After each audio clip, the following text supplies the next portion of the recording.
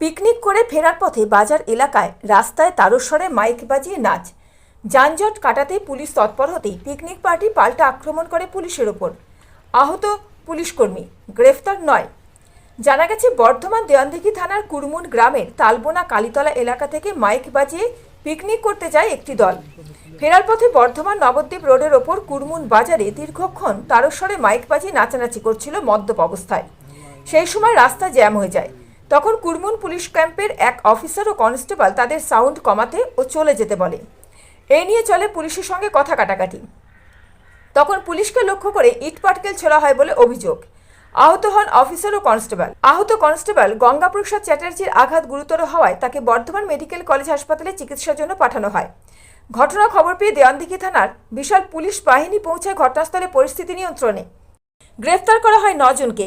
বাজেয়াপ্ত করা হয় তাদের সাউন্ড সিস্টেম ও গাড়ি। ধৃতরা হলেন কুরমুন দাসপুকুর পাড়া এলাকার রবীন রয়, বয়স 25 বছর, কুরমুন কালীতলা পাড়া এলাকার সনাতন ধারা, 19 বছর বয়স, চিরন রানা, বয়স 18 বছর, চন্দন ধারা, বয়স 19 বছর, সাগর রানা, 18 বছর বয়স, মেমারির ধানুইয়ের বাসিন্দা কমল হালদার, বয়স 42 বছর, সাধন রয়, বয়স 32 বছর, সনদ বাগ, 39 বছর বয়স, তার বাড়ি মেমারির ধানুইয়ে, এবং হুগলি তারকেশ্বরের বাসিন্দা বিজয় মাল, বয়স 27 বছর।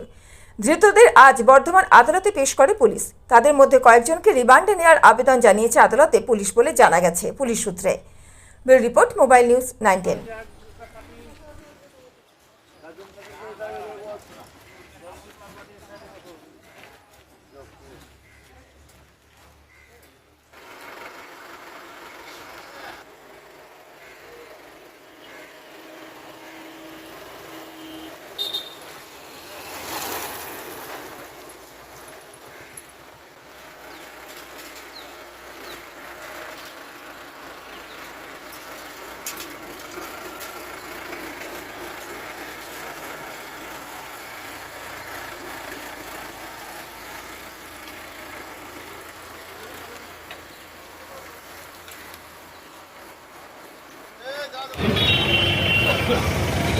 Thank you.